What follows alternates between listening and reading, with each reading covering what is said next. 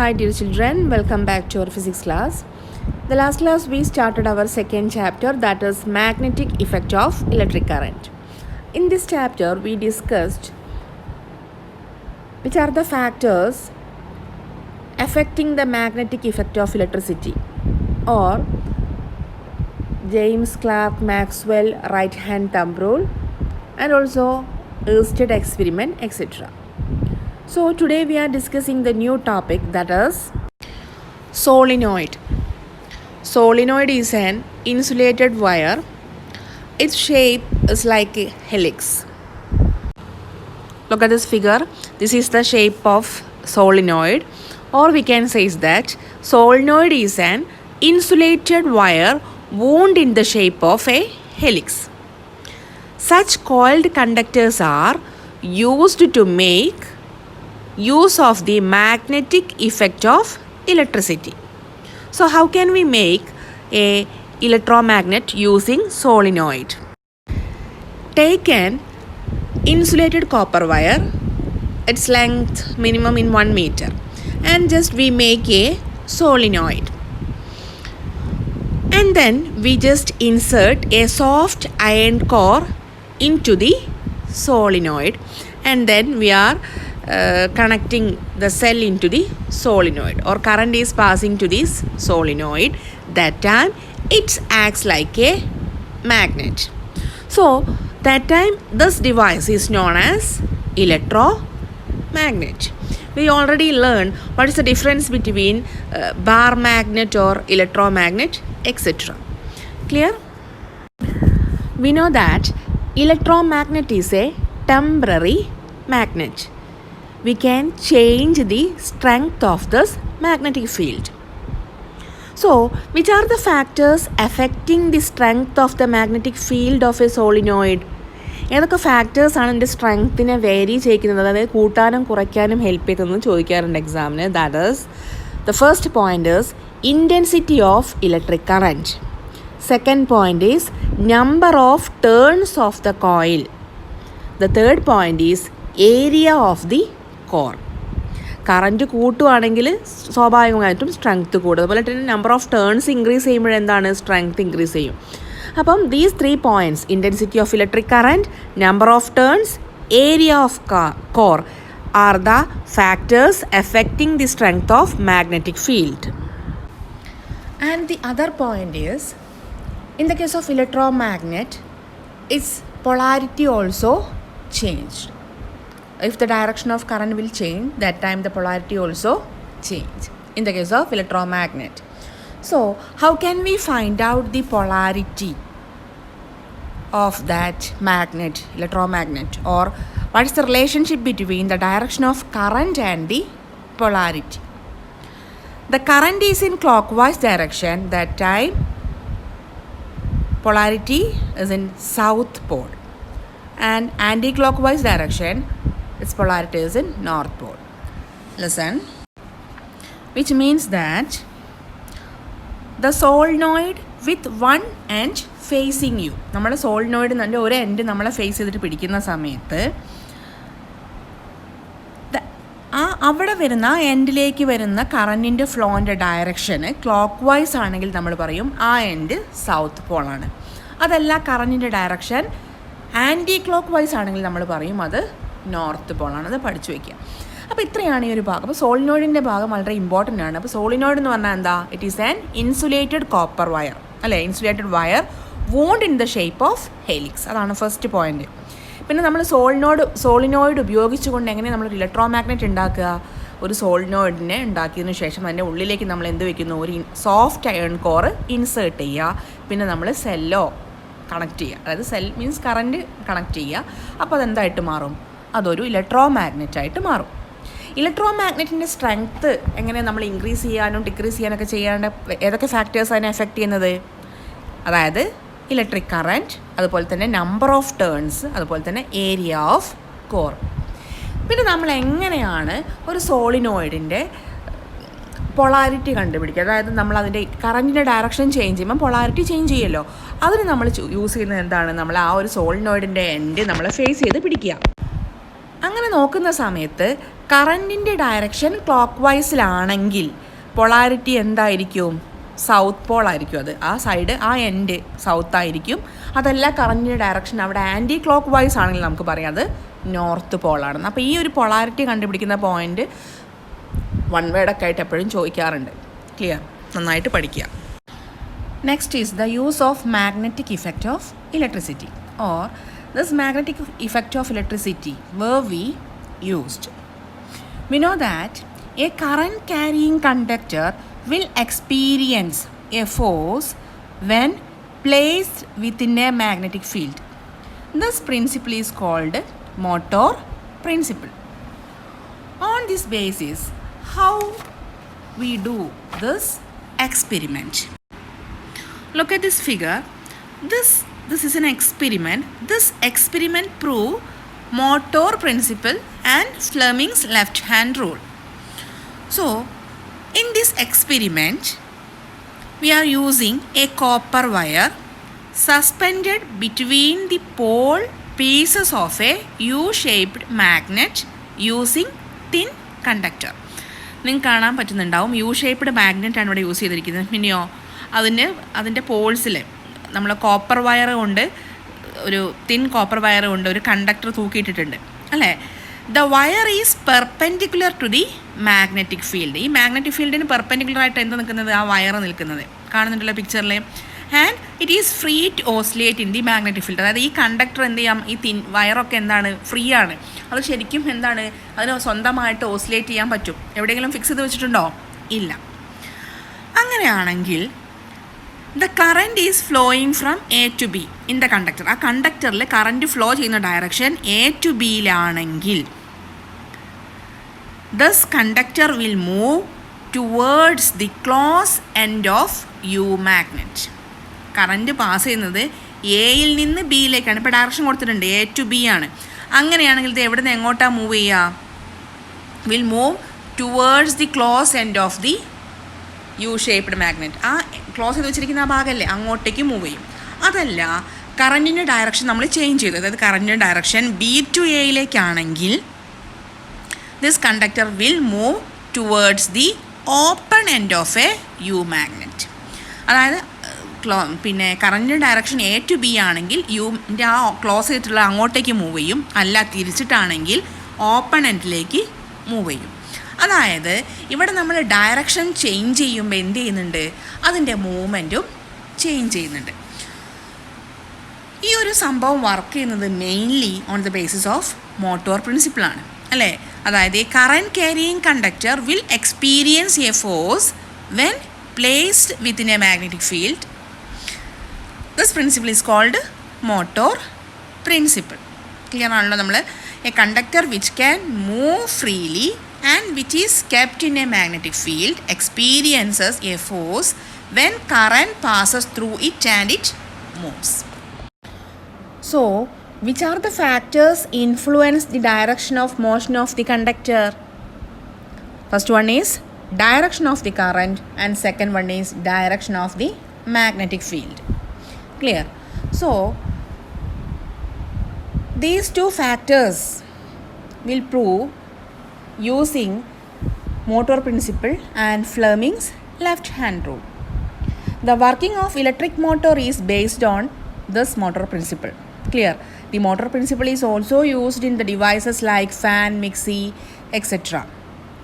So what is Fleming's left hand rule? What is Fleming's left hand rule? Hold the forefinger, middle finger and thumb of the left hand in mutually perpendicular directions. If the forefinger indicates the direction of magnetic field and the middle finger indicates the direction of current, then the thumb will indicate the direction of motion of the conductor. നമ്മുടെ left handle ഈ തള്ളവിരലും ചൂണ്ടുവിരലും നടുവിരലും എന്ത് ചെയ്യുക? പെർപെൻഡിക്കുലറായിട്ട് പിടിച്ചു കഴിഞ്ഞാൽ നമ്മുടെ ചൂണ്ടുവിരൽ എന്താണ്? Magnetic ഫീൽഡിൻ്റെ ഡയറക്ഷനാണ്. മിഡിൽ ഫിംഗറോ നടുവിരൽ ഡയറക്ഷൻ ഓഫ് ദി കറൻറ്റ് ആണെങ്കിൽ തമ്പ് എന്താ പറയുന്നത്? ഡയറക്ഷൻ ഓഫ് മോഷനാണ് അല്ലേ? ഒരു ഡയറക്ഷൻ ഓഫ് മോഷൻ എന്ന് പറഞ്ഞാൽ നിങ്ങൾ ടെക്സ്റ്റ് ബുക്കിൽ കാണാം, അവിടെ ഫോഴ്സ് എന്ന് കൊടുത്തിട്ടുണ്ട് അല്ലേ? എന്താ കാരണം? ഒരു സാധനം മൂവ് ചെയ്യണമെങ്കിൽ നമ്മൾ അവിടെ ഫോഴ്സ് അപ്ലൈ ചെയ്യണം. അതാണ് അവിടെ ഡയറക്ഷൻ ഓഫ് അവിടെ ഫോഴ്സ് എന്ന് പറയുന്നത്. ഈ ഫ്ലെമിങ്സ് ലെഫ്റ്റ് ഹാൻഡ് റൂളിനെ നമ്മൾ പെട്ടെന്ന് ഓർമ്മിക്കാൻ വേണ്ടിയിട്ട് നമുക്ക് വേറൊരു പേരിൽ പറയാം, ഫാദർ മദർ ചൈൽഡ് റൂൾ. എന്താണ്? Father mother child rule. അപ്പോൾ അതെങ്ങനെയാണ് നമ്മൾ സിമ്പിളായിട്ട് പറയാൻ നോക്കാം. Four finger and this is the middle finger. ഈ 3 ഫിംഗറും നമ്മളിങ്ങനെ പെർപെൻഡിക്കുലർ ഡയറക്ഷനിൽ ഇങ്ങനെ പിടിക്കുന്നു. ക്ലിയർ ആണല്ലോ? എന്നിട്ട് പറയുന്നത് എന്താണ്? This four finger shows the direction of magnetic field, middle finger shows the direction of, ഇങ്ങോട്ട് എന്താണ്? കറൻറ്റ് ആണെങ്കിൽ തം finger shows the direction of motion എന്നാണ് പറയുന്നത്, മൂവ്മെൻറ്റ് അല്ലേ? ഈ മോഷൻ എന്ന് പറഞ്ഞാൽ മൂവ് ചെയ്യാണ്. മൂവ് ചെയ്യുമ്പോൾ നമ്മൾ അവിടെ എന്ത് വേണം? ഫോഴ്സ് വേണം. നിങ്ങൾ ടെക്സ്റ്റ് ബുക്കിൽ നോക്കിയാൽ കാണാൻ പറ്റും, പിക്ചർ കൊടുത്തിട്ടുണ്ട്. അതിനകത്ത് ഈ തമ്പിൻ്റെ ഡയറക്ഷൻ ഫോഴ്സ് എന്നും ഈ ഫോർ ഫിംഗർ മാഗ്നറ്റിക് ഫീൽഡ് എന്നും മിഡിൽ ഫിംഗർ എന്താണെന്നാണ് പറഞ്ഞത്? കറൻറ്റ് ആണെന്ന് പറഞ്ഞു അല്ലേ? ഈ നേരത്തെ പറഞ്ഞൊരു കാര്യമുണ്ട്, ഫ്ലെമിങ്സ് ലെഫ്റ്റ് ഹാൻഡ് റൂളിനെ നിങ്ങൾക്ക് പെട്ടെന്ന് ഓർത്ത് വയ്ക്കാൻ വേണ്ടിയിട്ട് എങ്ങനെ പറയാം? ഫാദർ മദർ ചൈൽഡ് റൂൾ എന്ന് പറയാം. എന്ത് പറയാം? ഫാദർ മദർ ചൈൽഡ് റൂൾ അല്ലേ? അപ്പോൾ നമ്മളിപ്പോൾ ഇങ്ങനെ പിടിക്കുവാണെങ്കിൽ ഏറ്റവും മുകളിൽ നിൽക്കുന്നത് ആരാണ്? ഫാദറാണ്, പിന്നെ മദർ ആയിരിക്കും, പിന്നെ ചൈൽഡാണ്. Father mother child. ക്ലിയർ ആണല്ലോ? എന്തിനാണ് അങ്ങനെ പറയുന്നത്? ഫാദറിൻ്റെ ഫസ്റ്റ് ലെറ്റർ എന്താ? F, mother M, child C. അപ്പം ഇതാണ് ഫാദർ. ഇതെന്താ സംഭവം? ഇത് എന്തിൻ്റെ ഡയറക്ഷനാണ്? ഫോഴ്സ് അല്ലേ? ഇത് മദർ എം എന്ന് പറഞ്ഞാൽ എന്താ? Magnetic field. ഇത് ചൈൽഡാണ്. ചൈൽഡിൻ്റെ ഫസ്റ്റ് ലെറ്റർ എന്താ? സി ആണ്. സി എന്ന് പറഞ്ഞാൽ കറൻറ്റ്. അപ്പോൾ ഫോഴ്സ്, പിന്നെന്താണ്? Magnetic field, current. അതാണ് ഫാദർ മദർ ചൈൽഡ് റൂൾ. ഇങ്ങനെ ഓർത്ത് വെച്ചാൽ വളരെ സിമ്പിളാണ്. അപ്പം what is Fleming's left hand rule? എന്താ പറയുക? Hold the four finger, middle finger, thumb finger of the left hand mutually perpendicular direction. Clear? If the forefinger indicates the direction of magnetic field, middle finger indicates the direction of current, and thumb finger indicates the direction of force എന്ന് പറയാം, അല്ലെങ്കിൽ motion. Clear? അപ്പോൾ ഈ father mother child rule എന്ന് ഓർത്ത് വെക്കുക. Fleming's left hand rule എന്ന് പറയുമ്പോൾ ഫാദർ മദർ ചൈൽഡ് റൂൾ എന്ന് ഓർക്കാം. വളരെ സിമ്പിളായിട്ട് ഓർക്കാം. എഫ് ഫോഴ്സ് ആണ്, എം മാഗ്നറ്റിക് ഫീൽഡാണ്, ചൈൽഡ് എന്ന് പറഞ്ഞാൽ സി കറന്റ് ആണ്. Okay. The next topic is electric motor. The working of electric motor is based on motor principle. So what is a motor principle? A conductor which can move freely and which is kept in a magnetic field experiences a force when current passes through it and it moves. എന്താ പറഞ്ഞത്? നമ്മൾ ഒരു magnetic ഫീൽഡിൻ്റെ ഉള്ളിൽ ഒരു conductor fix ചെയ്യാതെ free ആയിട്ട് വെച്ച് കഴിഞ്ഞാൽ ആ കണ്ടക്ടറിലൂടെ കറൻറ്റ് പാസ് ചെയ്യുന്ന സമയത്ത് അത് എന്ത് ചെയ്യും? ആ കണ്ടക്ടർ മൂവ് ചെയ്യും. അതിൻ്റെ ബേസിലാണ് ഇലക്ട്രിക് മോട്ടോർ വർക്ക് ചെയ്യുന്നത്. ഇലക്ട്രിക് മോട്ടോർ മാത്രമല്ല, പിന്നെന്താണ്? ഫാൻ, മിക്സി, ലൗഡ് സ്പീക്കർ, ഇതെല്ലാം മോട്ടോർ പ്രിൻസിപ്പിളിൻ്റെ ബേസിലാണ് വർക്ക് ചെയ്യുന്നത്. അപ്പോൾ നമുക്ക് നോക്കാം എന്തൊക്കെയാണ് ഇലക്ട്രിക് മോട്ടോറിൻ്റെ വർക്കിംഗ്, എന്തൊക്കെയാണ് അതിൻ്റെ മെയിൻ പാർട്സ് എന്നൊക്കെ. So this is the picture of electric motor. Which are the parts? That is armature. A, B, C, D. Mark ചെയ്ത് കാണുന്നില്ലേ? That is an armature. N and S is the magnetic poles. And XY is the axis of rotation of this motor. And B1, B2 are brushes. Clear? B1 and B2 are the brushes, or here marking graphite brushes, and split rings. What is split rings? So these are the main parts of electric motor. That is magnetic poles and armature, graphite brushes and split rings. അല്ലേ? ഇനി നോക്കാം, what is an armature? Armature is the metallic coil wound round a soft iron core, and it is free to rotate. And how it's work? I already says electric motor is working on the basis of motor principle. Which principle here we are using? Motor principle.